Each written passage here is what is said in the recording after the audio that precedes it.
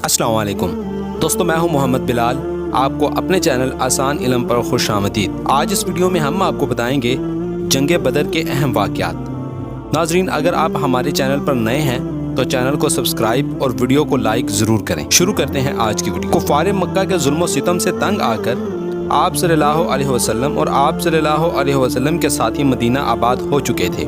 مکہ کے مقابلے میں یہ لوگ مدینہ میں بہت خوش تھے اور اپنے مشن میں خوب کامیاب ہو رہے تھے۔ مکہ کے کافروں کو یہ بات ایک آنکھ نہ بھاتی تھی۔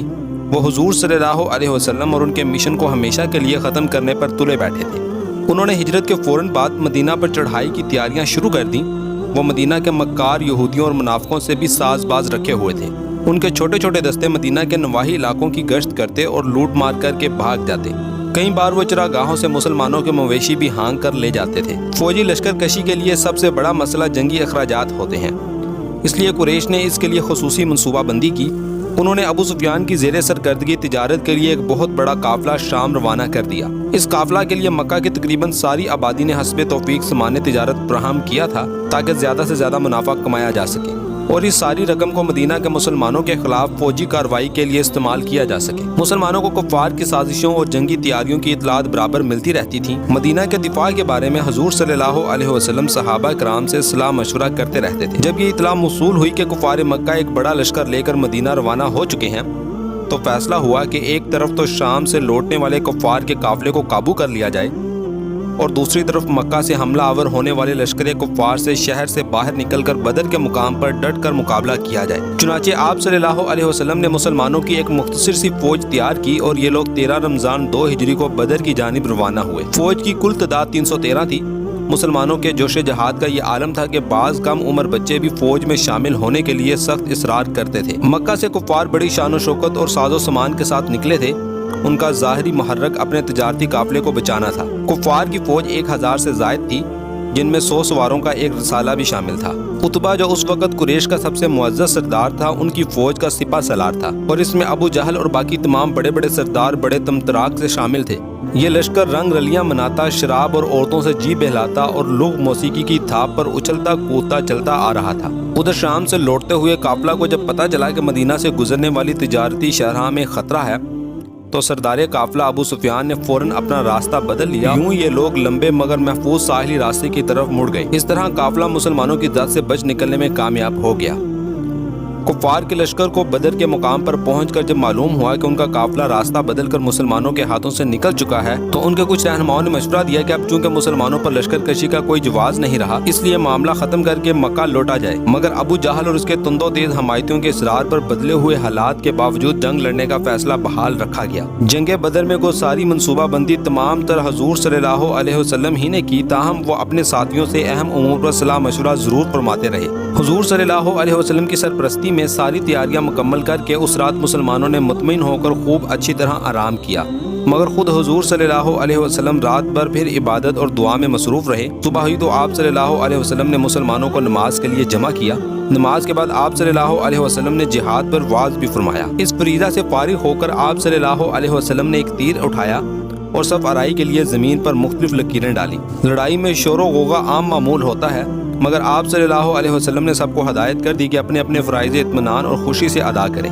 آخر کار دونوں فوجیں میدان بدر میں آمنے سامنے صف آرا ہو گئیں۔ مسلمانوں کا چھوٹا سا لشکر اللہ سے دعائیں مانگتا اور قوت ایمانی سے سرشار نہایت منظم انداز میں میدان جنگ میں ڈٹا ہوا۔ اس کے برعکس کفار کا عظیم لشکر اپنے ساز و سامان اور تعداد پر بہت نازاں اور انتہائی مغرور حالت میں صف آرا تھا۔ لڑائی کا آغاز ہوا۔ عرب دستور کے مطابق عام لڑائی شروع ہونے سے پہلے فریقین کے چیدہ شاہ سوار آپس میں تیغ زنی کیا کرتے تھے اور عام جنگ کا باقاعدہ سلسلہ اس کے بعد شروع ہوتا تھا۔ خدا کی قدرت، ان ابتدائی جھڑپوں ہی میں کفار کا سپہ سالار عتبہ ہلاک ہو اور ایک آدھ اور مشہور سردار بھی ختم ہو گئے۔ ان ابتدائی کامیابیوں سے مسلمانوں کے حوصلے بڑھ گئے۔ عام لڑائی شروع ہوئی۔ تعداد اور جنگی سامان کی برتری سے متعلق کفار کا گمنڈ جلد ہی ٹوٹنے لگا۔ تھوڑے ہی وقفہ کے بعد ابو جہل اور کئی دوسرے نامور سردار ایک ایک کر کے تہہ تیغ ہو گئے، جس سے دشمن کے پاؤں اکھڑ گئے اور وہ میدان جنگ سے مکہ کی جانب رخ پھیر کر باغ کھڑے ہوئے۔ مسلمانوں کو عظیم الشان فتح نصیب ہوئی۔ ان کے صرف 14 آدمی شہید ہوئے اور کوئی مسلمان قیدی نہ بنایا جا سکا۔ اس کے برعکس قریش کے 70 آدمی قتل ہوئے اور 70 ہی کے قریب قیدی بنا لیے گئے۔ مسلمانوں کے فاتح لشکر کی میدان جنگ میں سے ایک دن پہلے حضرت زید رضی اللہ تعالیٰ عنہ اور حضرت عبداللہ رضی اللہ تعالیٰ عنہ فتح کی خوشخبری لے کر مدینہ پہنچے۔ دونوں صحابی جدا جدا راستوں سے شہر میں داخل ہوئے۔ حضرت زید رضی اللہ تعالیٰ عنہ حضور صلی اللہ علیہ وسلم کے اونٹ پر سوار تھے۔ ان کا چہرہ مسرت سے چمک رہا تھا۔ وہ چلتے جا رہے تھے اور ساتھ ہی ساتھ مسلمانوں کی شاندار فتح اور کفار کے شکست فاش کی آنکھوں دیکھی سرگشت بیان کرتے جا رہے تھے۔ مدینہ کے مسلمان قدرتی طور پر ان باتوں سے بے حد مسرور ہوئے، مگر یہودیوں، بت پرستوں اور منافقوں کو بے حد تشویش لاحق ہو رہی تھی۔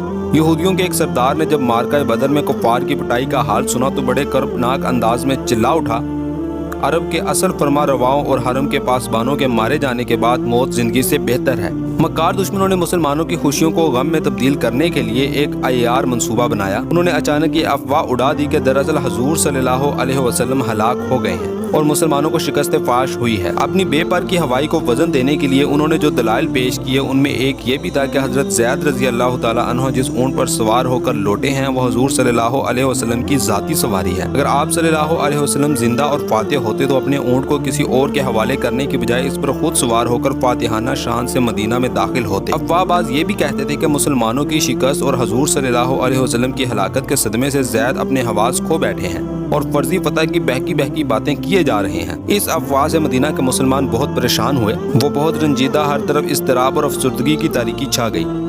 مگر اتفاق سے تھوڑی دیر بعد ہی چاروں طرف سے مسلمانوں کی شاندار فتح کی خبریں آنے لگیں اور حضور صلی اللہ علیہ وسلم کے صحیح سلامت ہونے کی پوری تصدیق ہو گئی۔ اسے مسلمانوں کی مسرتوں کی انتہا نہ رہی اور وہ اللہ تعالیٰ کا شکر ادا کرنے لگے۔ اس افواہ کی ناکامی پر یہودی اور ان کے حلیف بہت زیادہ شرمندہ ہوئے۔ شکست خوردہ کفار تو جنگ کا پانسا پلٹتے ہی مکہ کی جانب دم دبا کر بھاگنے لگے، مگر فاتحین مسلمان شام تک میدان جنگ میں موجود رہے۔ انہوں نے مقتلین کفار کی ساری لاشیں ایک جگہ جمع کی اور انہیں ایک گڑھے میں دفن کر دیا۔ حضور صلی اللہ علیہ وسلم نے دشمن کی لاشوں کی بے حرمتی سے بڑی سختی سے منع کر دیا تھا۔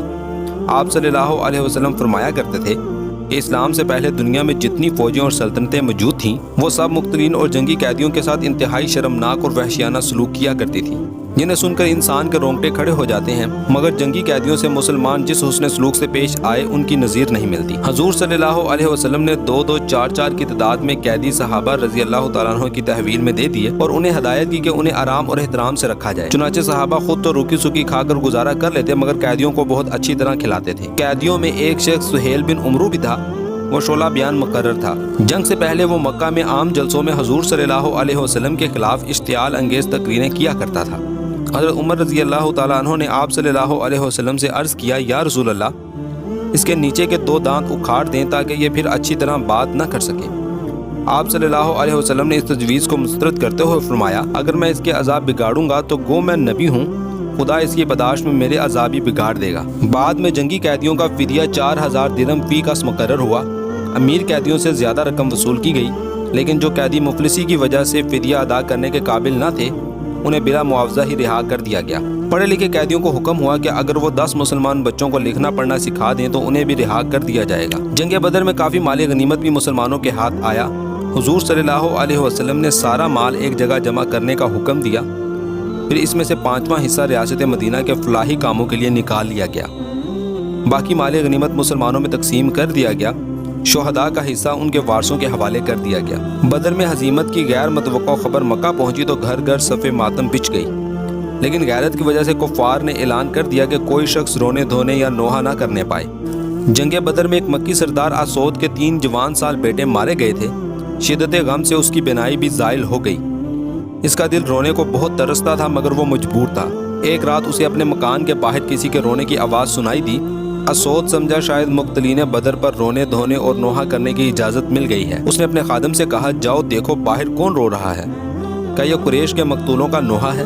میرے سینے میں بھی آگ لگی ہوئی ہے، میں بھی جی کھول کے روؤں تو قدرے تسکین ہو جائے گی۔ خادم نے واپس آ کر بتایا کہ ایک عورت کا اونٹ گم ہو گیا ہے اور بیچاری پریشانی کے عالم میں واویلا کر رہی ہے۔ اس پر اسود کی زبان سے بے ساختہ چند شعر نکل گئے۔ پہلے 2 شعروں کا ترجمہ یوں ہے: اونٹ کھو جانے پہ کیوں چلاتی ہے تو، اتنے سے خسارے پہ راتوں کی نیند گواتی ہے تو، اے خاتون کھوئے اونٹ پہ آنسو نہ بہا، رونا ہے تو بدر پہ رو جہاں نصیبہ پھوٹا ہمارا۔ مختصر یہ کہ گریہ زاری سے گریز کرتے ہوئے مکہ کے تمام چھوٹے بڑے آتشی انتقام میں جلتے رہے اور حضور صلی اللہ علیہ وسلم اور مسلمانوں کا ملیہ میٹ کرنے کی تیاریوں میں ہمدن مصروف رہے۔ جنگ بدر میں مسلمانوں کی فتح کو بہت زیادہ تاریخی اہمیت حاصل ہے۔ اس غلبہ کے بعد پورے علاقہ میں مسلمانوں کی دھاک بیٹھ گئی۔ کفار کے چوٹی کے سردار ہلاک ہو چکے تھے، ان کا شیرازہ بکھر چکا تھا، مسلمانوں کا پرچم ہر جگہ لہرانے لگا اور دیکھتے ہی دیکھتے مدینہ میں ایک ایسی فلاحی سلطنت جڑیں پکڑتی گئی جسے اسلام کی تہذیب و تمدن کا مرکز تسلیم کیا جاتا ہے۔ آئندہ سالوں میں اسلامی تمدن کے اثرات جزیرہ نمائے عرب کی حدود پھیلان کر دور دراز کے علاقوں میں بھی پھیلتے گئے، اور پھر ایک وقت ایسا بھی آیا کہ جب دنیا کا گوشہ گوشہ اس کے خوشگوار اثرات سے لطف اندوز ہوا۔ دراصل بات کے تمام تعمیری ارتقاء کی اصل بنیادیں مدینہ کی اس عظیم فلاحی ریاست ہی میں استوار ہیں جسے جنگ بدر کے بعد حیرت انگیز استحکام نصیب ہوا۔ دوستو، یہ تھا جنگ بدر کا مکمل واقعہ۔ امید کرتے ہیں آپ کو یہ ویڈیو پسند آئی ہوگی۔ اس ویڈیو کو لائک اور چینل کو سبسکرائب ضرور کریں۔ شکریہ۔